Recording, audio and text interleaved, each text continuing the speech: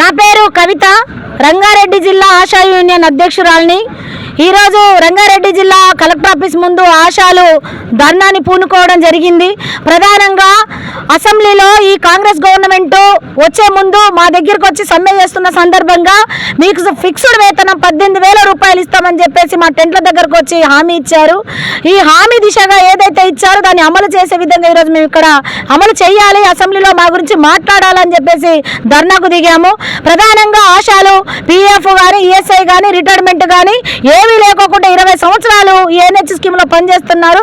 ఆశాలకు ఉద్యోగ భద్రత కల్పించాలి, ఏఎన్సీ టార్గెట్లు రద్దు చేయాలి, ఆశాలకు ప్రమాద బీమా 50 లక్షల రూపాయలు ఇస్తామని చెప్పారు, అది ఇంప్లిమెంట్ చేయాలి. మట్టి ఖర్చులు 10,000 రూపాయలు ఇస్తామని చెప్పారు, అది కూడా ఇంప్లిమెంట్ చేయాలి.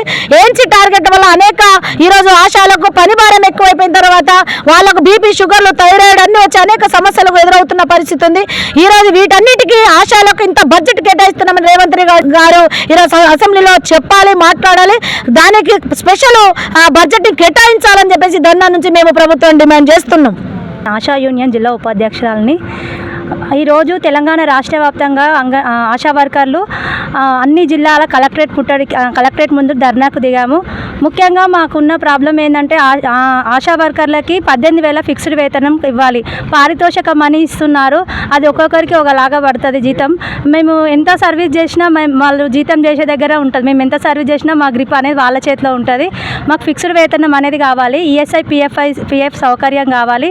అలాగే మాకు వర్క్ లోడ్ ఎక్కువైంది. ఏఎన్సీ టార్గెట్లో పెట్టారు, టార్గెట్ తీసేయాలి.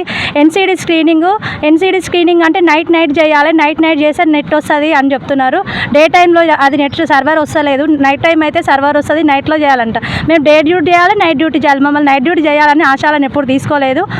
ఇంకా చాలా సమస్యలు ఉన్నాయి, పిఎస్సీల వారీగా చాలా ప్రాబ్లమ్స్ ఉన్నాయి. 18,000 ఫిక్స్డ్ శాలరీ ఇవ్వకపోతే మేము పోరాటాలు ఆగవు. ఇంతకుముందు 106 రోజుల సమ్మె చేశాము.